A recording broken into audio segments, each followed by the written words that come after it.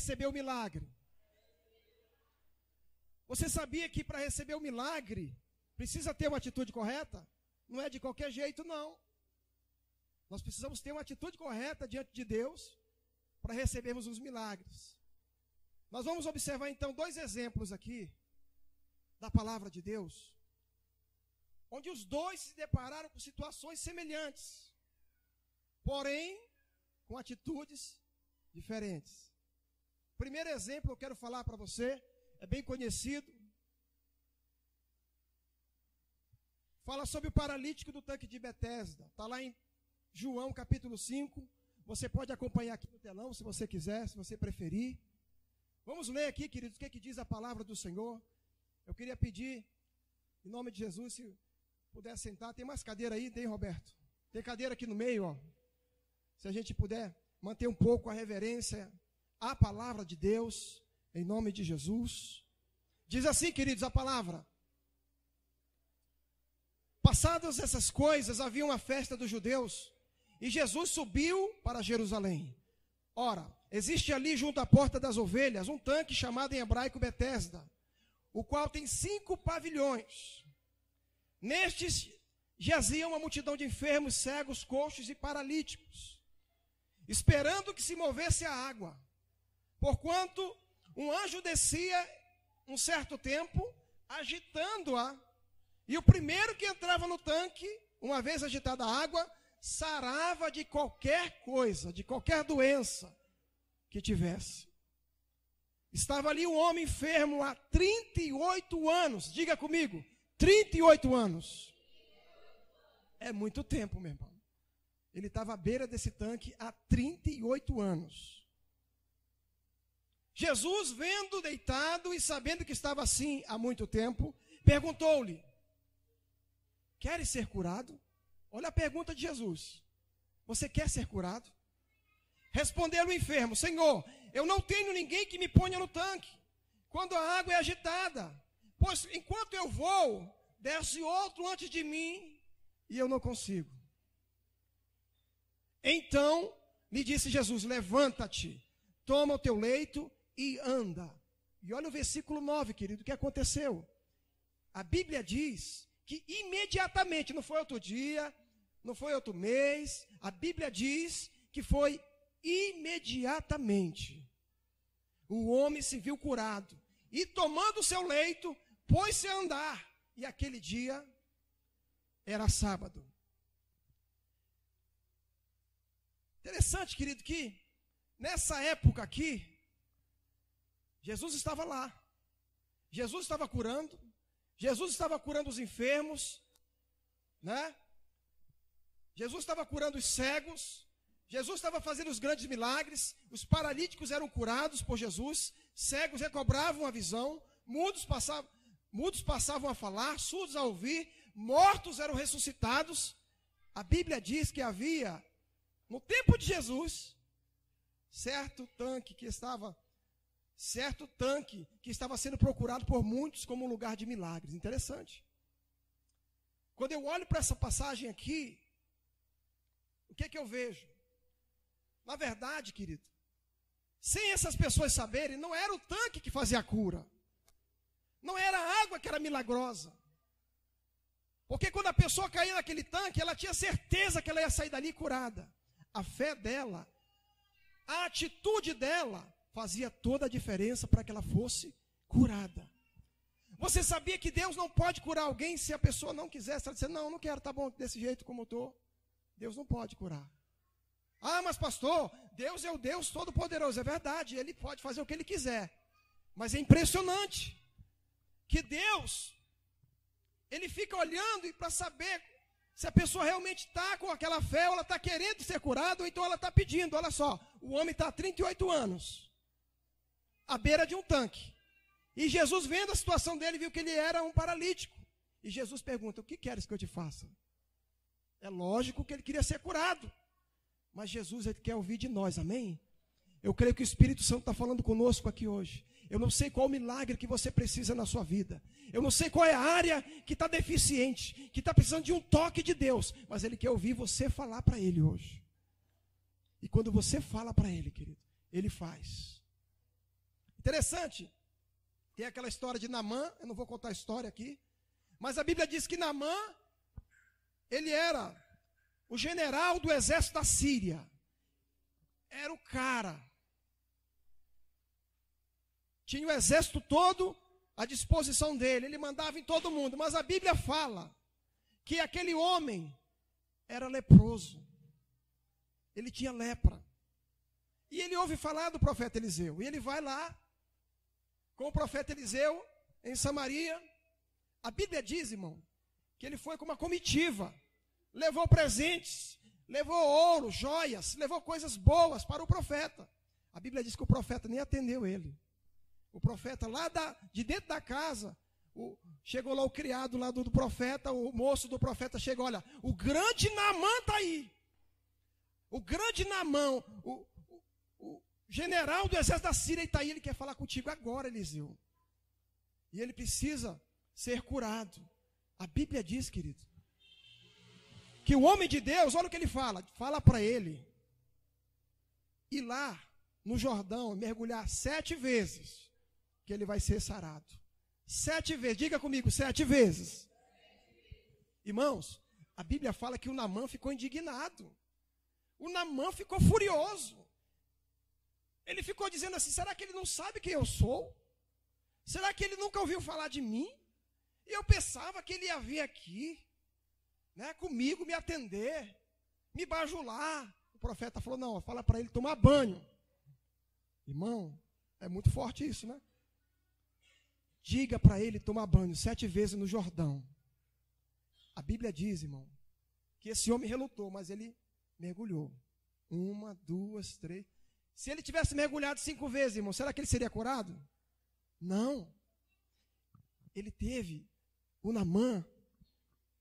Na verdade, ao ser curado da lepra, ele não foi curado pelas águas do Jordão, mas pela fé. Diga comigo, pela fé. Pela fé ele teve que ser gerada no seu coração para vencer o seu maior desafio. O desafio do Naamã o maior desafio de Naamã nem era a lepra não, querido. Era o orgulho. Tudo indica que ele era um homem orgulhoso, mas ele teve que vencer o orgulho para ser curado daquela lepra.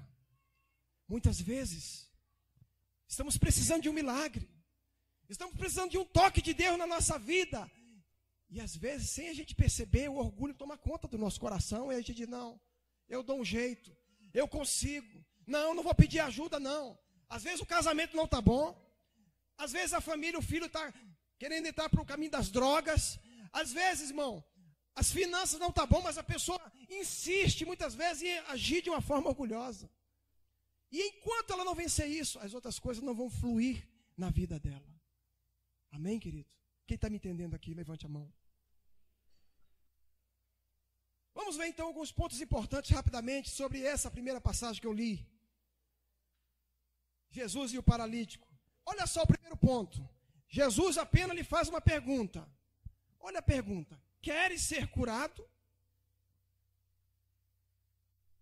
Eu estou sabendo que você está doente, eu sei que você é um paralítico, e eu sei que você está 38 anos aí, mas eu quero te perguntar e eu quero ouvir. Você quer ser curado? Jesus nem falou como iria fazer. Algumas vezes, querido, em nossa vida, nós agimos como esse paralítico.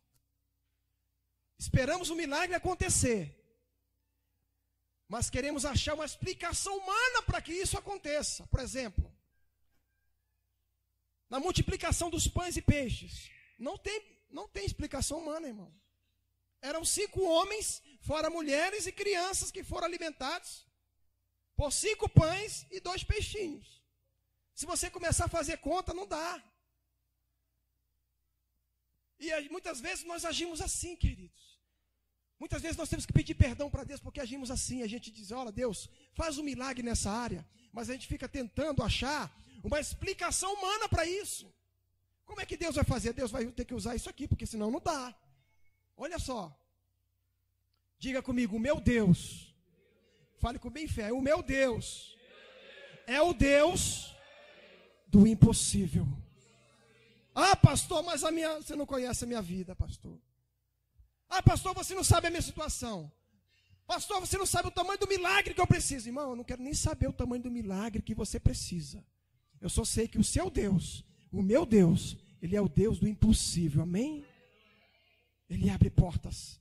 A Bíblia diz que o nosso Deus, Ele é tão grande, que Ele traz à existência aquilo que não existe. Pessoas determinadas chamam a atenção de Deus. Exemplo de Davi. A Bíblia diz que Davi, ele chega para levar o alimento para os seus irmãos, está todo mundo fugindo do gigante, todo mundo correndo, com medo. O Davi vai de encontro àquele gigante, o que ele diz? O gigante começa a amaldiçoar a vida de Davi. O gigante começa a amaldiçoar. A Bíblia diz que o gigante, quando ele amaldiçoa Davi, Davi olha para ele e diz: olha, hoje mesmo eu vou te matar, eu vou cortar a tua cabeça. Olha só, Davi olha para o gigante e diz: hoje mesmo eu vou matar você e eu vou cortar a sua cabeça, e Israel vai vencer essa guerra. Irmãos, do jeito que Davi falou, aconteceu. Talvez,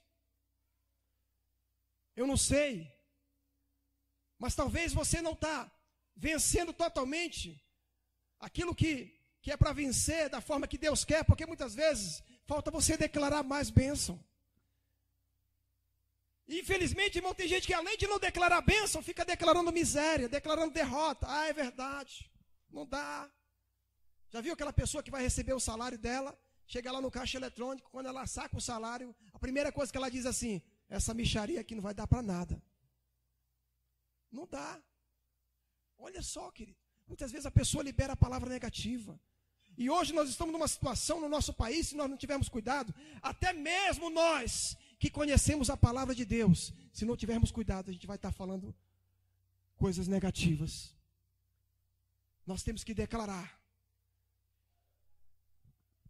Pessoas determinadas chamam a atenção de Deus. O outro exemplo que eu gosto demais, aquela mulher do fluxo de sangue. Uma mulher, a Bíblia fala, querido, 12 anos, diga comigo, 12 anos. Era 12 anos sofrendo de uma hemorragia. A Bíblia diz, irmão, que essa mulher, provavelmente essa mulher era muito rica antes. Provavelmente essa mulher tinha muito dinheiro, porque a Bíblia diz que ela passou 12 anos gastando com médicos. E nada aconteceu. E ela estava doente, estava quase morrendo. Mas um dia, ela ouviu falar que Jesus estava passando ali. Quando ela viu Jesus, a multidão grande, ela pensou: eu estou com uma hemorragia, mas eu estou fraca, mas eu preciso ir lá, porque é lá que está o milagre. Amém, irmãos? Quem está me entendendo aqui? É lá que está o milagre. Ela decidiu, eu digo: olha, eu vou chegar lá, nem que seja me arrastando. E ela foi pelo meio da multidão. E ela pensou com ela mesma, ela falou, ela fez uma oração diante de Deus. E ela disse: Deus, se eu tocar nas vestes de Jesus, se eu apenas tocar na veste dele, eu vou ser curada. Irmãos, a Bíblia diz que ela tocou. Quando ela toca, Jesus vai andando, Jesus para. Todo mundo pegando Jesus, abraçando ele, e ele diz: peraí, alguém me tocou aqui. Quem foi que me tocou? Os discípulos olham para ele: Jesus, está todo mundo te abraçando, todo mundo te pegando, e você pergunta: quem me tocou? Ele falou: peraí, alguém me tocou de uma forma diferente. Alguém me tocou. E eu quero declarar sobre a sua vida, querido, que quando você vai para a presença de Deus, você toca nele de forma diferente. Não importa o problema que você esteja passando, mas quando você chega na presença do Senhor, você toca nele, ele para te ouvir, e ele para resolver o teu problema, amém? Não podemos firmar nossa confiança em pessoas. Olha só, Jesus falou: olha, você quer ser curado? O paralítico falou, ele não respondeu não. Ele falou: Jesus, porque é o seguinte, eu estou aqui, quando a água é agitada, eu vou lá, não tem ninguém para me carregar. Tudo indica que esse homem estava esperando a ajuda de alguém. E provavelmente ele nunca ia ser curado, porque ninguém ia colocar ele, porque as pessoas queriam ser curadas também, e ele era paralítico, vinha um por cima e pulava. E ele ficava lá, 38 anos. Ele sofreu 38 anos com essa enfermidade. Deus poderá permitir que aconteça algo em nossas vidas, para sabermos que a nossa confiança deve estar 100% nele. Amém, querido? Diga comigo, a minha confiança está 100% em Deus. As pessoas poderão nos decepcionar. Muitas vezes, a gente diz assim, não, eu estou precisando disso aqui, mas eu não vou pedir de Deus, não. Eu não tenho tempo. Eu não tenho tempo de ir para a igreja. Eu não tenho tempo de ir para a cela. Não, eu não vou pedir, não. Eu tenho um amigo que vai me ajudar. E o amigo ele vai lá, pede do amigo, o amigo não ajuda. E ele se decepciona. Fica decepcionado com os homens. Pessoas poderão nos decepcionar. Nossa expectativa deverá estar sempre somente em Deus. Agora, outra coisa, irmão, que nós temos que ter muito cuidado. Cuidado com a transferência de responsabilidade. Às vezes a pessoa está passando por algo, ela diz, olha, eu só estou nessa situação por causa da fulana. Ah, não, eu só estou desse jeito aqui por causa do fulano. Por causa dele. Se não fosse ele, outras pessoas dizem assim, eu só estou nessa situação porque eu nunca tive uma oportunidade. Irmãos, nós temos que parar com isso. Nós temos que olhar para dentro de nós e dizer, Deus, o Senhor habita em mim. O teu Espírito Santo habita em mim, onde eu chego, a presença de Deus está, as portas têm que se abrir, eu não vou ficar me lamentando, eu não vou ficar murmurando, eu não vou ficar falando mal dos outros, e eu não vou ficar transferindo responsabilidade para ninguém.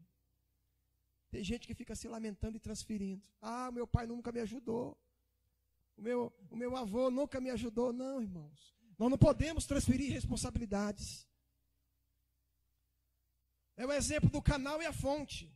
Deus ele pode levantar um canal para te abençoar. Você sabia que o homem é um canal? Deus pode levantar alguém da sua família, um amigo, o seu patrão. Deus pode usar qualquer canal. Agora, irmão, nunca podemos esquecer que a nossa fonte é Ele. Somente Ele é a nossa fonte. Tem gente que fica trocando as bolas. A nossa fonte é Ele. Terceiro, Jesus lhe deu uma ordem. Levanta, toma o teu leito e anda. Você não vê Jesus fazendo uma oração demorada. Na verdade, querido, aqui você nem vê Jesus orar. Jesus não orou. Jesus olhou para ele, não colocou ele no tanque. Jesus olhou para ele e disse, olha, faz o seguinte, pega o teu leito e anda, porque você já está curado. E ele fez isso e foi totalmente curado em nome de Jesus. Amém, queridos? Esse foi o primeiro exemplo. Agora eu gosto mais do segundo exemplo. Diga comigo, o cego de Jericó. Marcos capítulo 10, versículo 46, eu vou ler aqui rapidamente por causa do tempo. E foram para Jericó, quando ele saía de Jericó, juntamente com seus discípulos, e numerosa multidão, Bartimeu, cego mendigo, filho de Timeu, estava sentado à beira do caminho. E ouvindo que era Jesus o Nazareno, pôs-se a clamar, Jesus, filho de Davi, tem compaixão de mim. E muitos o repreendiam, para que se calasse. Mas ele cada vez gritava mais, filho de Davi, tem misericórdia de mim. Parou Jesus, diga comigo, parou Jesus. Parou Jesus e disse, chamai-o. Chamaram então o cego, dizendo-lhe, tem bom ânimo, levanta-te, ele te chama. Lançando de si a capa, levantou-se de um salto e foi ter com Jesus. Perguntou-lhe Jesus, olha a perguntinha de novo, irmão. E agora eu quero te fazer uma pergunta. Jesus sabia que ele era cego, sim ou não? Olha a pergunta de Jesus. Que queres que eu te faça? Jesus sabia como era cego. É lógico que ele queria ver. Mas Jesus queria, diga comigo, Jesus queria ouvir. Isso nos leva para o lado da oração, irmão. Sinceramente, às vezes não recebemos mais bênçãos do Senhor, não temos visto tantos milagres, muitas vezes por escassez de oração. Falta de oração, buscar mais, entrar mais na presença de Deus, aproveitar mais a presença dEle, andar com Ele. Você está tomando banho? Fala com Ele. Está no seu carro? Vai orando lá no seu carro. Está lá no seu trabalho? Fala com Ele. Muitas vezes, deixamos de orar para aquele que pode resolver o nosso problema. Ele pode resolver. Diga para o seu irmão que está do seu lado, diga assim, Jesus pode e quer resolver o seu problema. Agora, querido, o cego de Jericó não ficou dando desculpas. Ele fala: mestre, eu quero ver. Eu quero tornar a ver, Senhor. Versículo 52. Então Jesus lhe disse: vai, a tua fé te salvou. Imediatamente tornou a ver e seguia Jesus estrada fora. Amém? Alguns pontos importantes agora, nessa passagem. Ao ouvir que era Jesus, pôs-se a clamar. Esse clamar aqui, querido, ele está falando que aquele homem gritava. Ele era cego, mas ele podia falar. Ele era cego, mas ele podia gritar. O que ele fez? Ele pensou: Jesus está passando aqui. Eu preciso chamar a atenção dele. A Bíblia diz que esse homem começa a gritar. E ele começa a chamar a atenção. Isso fala de confiança. Ele acreditava que Jesus mudaria a sua vida, a sua situação. Ele sabia que ninguém poderia fazer nada por ele. Nem amigos, nem família, ninguém. E ele pensou: peraí, é a minha oportunidade hoje. Talvez Jesus nunca mais passe por aqui. Essa é a minha oportunidade. A Bíblia diz, irmão, que ele começa a clamar. E ele começa a chorar: Jesus, filho de Davi, tem compaixão de mim. A Bíblia diz, irmão, que muitos disseram para ele: cego, cala sua boca. Você não está vendo que o mestre não vai passar aqui? Você não está vendo que o mestre está passando? Você não está vendo que Jesus tem muito o que fazer agora? Você acha que ele vai parar aqui com você? Olha as suas críticas. Muitas vezes recebemos críticas. Ah, esse pessoal ora muito. Ah, esse pessoal só quer saber de igreja. Esse pessoal só quer saber de estar junto, de estar em comunhão. Que bênção, irmão. Amém, querido? Quem gosta de comunhão aqui, levante a mão. Glória a Deus. Ele não se importou com as críticas. Quando vieram as críticas, as dificuldades, aí que ele gritou mais alto. Ele não estava preocupado com o que as pessoas iriam pensar. Ele estava disposto a se expor e de confiar inteiramente em Jesus. Talvez nunca mais teria uma oportunidade como essa. Nunca mais. Eu lembro, quando nós fomos chamados de Santarém para Fortaleza, eu lembro que, quando eu recebi o chamado para ajudar a igreja a fundar a Igreja da Paz em Fortaleza, eu fui no meu trabalho, onde eu trabalhava em Santarém, na empresa que eu trabalhava, fui pedir as contas. Falei com os meus amigos lá, que eu vinha como voluntário para Fortaleza, para o Ceará, para começar o trabalho da Igreja da Paz. Os colegas de trabalho, alguns diziam assim: ó, cara, meu amigo, você vai fazer um negócio desse? Nós temos um emprego tão bom aqui, você tem um emprego tão legal. Você tem carro, você tem casa, você tem tudo aqui. Muitas vezes as pessoas criticam. Eu lembro que muitas vezes nós fomos criticados por isso. Mas o chamado de Deus estava tão forte, querido, na nossa vida, que a gente realmente te diz: não, querido, você não entende. Um dia vocês vão entender o que é isso. E nós viemos em 2005 para Fortaleza. Fizemos 11 anos agora em Fortaleza. Estamos aqui hoje em São Paulo, para a glória de Deus. E eu não me arrependo. Eu não me envergonho desse evangelho. Sabe por quê? Porque é o poder de Deus para a salvação de todo aquele que nele crê. Amém, querido? Eu não me envergonho de Jesus. Eu não me envergonho da cruz de Cristo, porque através da cruz eu tenho vida eterna hoje. Através da cruz, querido, nós somos salvos.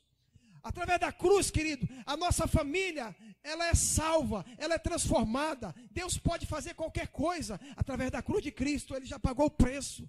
Aquilo que você não podia pagar, Ele foi lá e pagou. O sangue foi derramado. A Bíblia diz que Ele derramou o sangue dEle por mim e por você. Amém, querido? Glória a Deus. Ressurreição de Lázaro, por exemplo. A Bíblia diz que o Lázaro morreu. 4 dias, Jesus chega lá depois de 4 dias. Jesus perguntou lá: vem cá, onde colocaram ele? Onde o depositaram? Aí falaram: olha, está naquele túmulo, tem uma pedra. Sabe o que ele falou? Tirai a pedra. Irmãos, teve gente que lá, inclusive a irmã do próprio morto, falou: Jesus, está cheirando mal. Já cheira mal, Senhor. Olha só. Se fosse outro, ele dizia, é verdade, está cheirando, então põe a pedra de volta. Ele falou, não quero nem saber. Ele vai viver hoje. Lázaro, vem para fora. E o milagre acontece. Declarou a cura pela fé. E recebeu através da atitude. Olha só, querido. Ao sair de encontro a Jesus, a Bíblia diz que ele lançou a capa de cego. Tem um momento lá que os discípulos chegam com ele, olha, tem bom ânimo, Jesus está te chamando. A Bíblia diz, irmão, que ele deu um salto. Ele tirou aquela capa de cego. Irmãos, naquele tempo, para receber esmola, se a pessoa era cega, para receber esmola, tinha que usar uma capa preta para receber esmola. Ela estava autorizada para dizer, olha, eu sou cego, eu tenho deficiência. Mas a Bíblia diz que quando ele ouviu dizer, Jesus está te chamando, ele pegou a capa e jogou, irmãos. E ainda nem tinha sido curado ainda. Jesus nem tinha orado por ele. Mas naquele momento que Jesus chama ele lá na frente, ele diz assim, olha, a partir de hoje, eu não quero saber dessa capa mais. Porque a partir de hoje, eu vou ser curado completamente. E eu creio que nesse momento aqui, o milagre começou a acontecer na vida dele. E eu quero falar para você hoje, querido. Jesus tem te chamado. Jesus tem chamado você para perto dele. Jesus tem olhado as suas lágrimas. Jesus tem visto o seu problema. Jesus tem olhado aquilo que você tem enfrentado. Jesus tem visto o milagre que você precisa. Mas todo momento que ele chamar você, que você diz, olha, eu vou lá, te prepara, que ele vai fazer um milagre na sua vida, em nome de Jesus. Quem está me entendendo? Ele estava decidido, ele sabia exatamente o que estava precisando. Eu acho lindo isso aqui. A mesma pergunta feita ao paralítico do tanque de Betesda, agora é feita ao cego de Jericó. Olha só, a mesma pergunta, irmão. A mesma pergunta. O que queres que eu te faça? Eu gosto porque ele fala, o Bartimeu, olha o que ele diz, mestre. Primeiro ele já coloca Jesus como o Senhor dele, mestre. Eu quero tornar a ver. Ele não parou para ficar pensando assim, será que tem algum oftalmologista aqui? Jesus, você tem alguma coisa para colocar no meu olho, algum colírio? Não, ele não parou para perguntar nada. Quando Jesus perguntou para ele, o que queres que eu te faça? Ele não quis nem saber como Jesus ia fazer esse milagre, irmão. Ele só sabia que aquele que estava ali era Jesus, o Filho de Deus, o que criou o olho, o que criou o ser humano, o que criou os céus e a terra, e que podia fazer qualquer coisa pela vida dele, em nome de Jesus. Mestre, que eu torne a ver. E para encerrar a mensagem, algumas vezes podemos nos achar em situações semelhantes. Porém, o que realmente vai fazer a diferença é a nossa atitude. Diga comigo, a minha atitude faz a diferença. A minha atitude, a sua atitude faz a diferença, querido. É a sua atitude que vai fazer a diferença diante de Deus.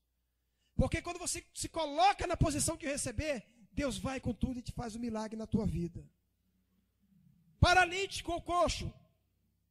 O que significa isso no mundo espiritual? Aquela pessoa que não consegue caminhar. Aquela pessoa que não consegue avançar. Aquela pessoa que entra ano e sai ano, a vida dela não muda. Ela é coxo, espiritualmente. Ela anda mancando.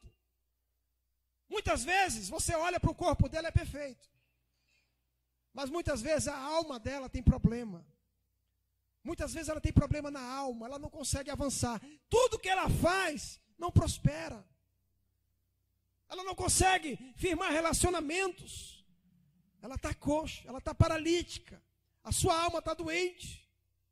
Eu quero dizer que nessa noite o Espírito Santo está aqui. O mesmo Jesus que curou o Bartimeu, ele está aqui hoje. Para ouvir a sua voz. Você vai dizer o que você precisa, ele vai fazer hoje. Eu creio. Talvez a paralisia do pecado prendeu. Quando a pessoa é cega espiritualmente, a pessoa perdeu a visão. O mundo cegou. A pessoa cega espiritualmente é aquela pessoa que nem sonha mais. E ela diz, olha, um dia eu tive sonhos. Quando eu era mais novo, eu tinha vários sonhos. Eu tive muitos sonhos, mas esses sonhos foram esquecidos. Eu nem lembro mais. E eu nem dou conta mais de alcançar. É a pessoa que ficou cega espiritualmente nessa noite. O Senhor está aqui hoje para te curar. O Senhor está aqui para te dizer, olha, que Ele pode fazer. O nosso Jesus, Ele ainda faz milagre, querido. É o mesmo que fez lá, é o mesmo que vai fazer aqui hoje. Na sua vida, na sua família, em nome de Jesus. Você crê nisso? Fique em pé em nome de Jesus. E aplauda bem forte ao nome do Senhor.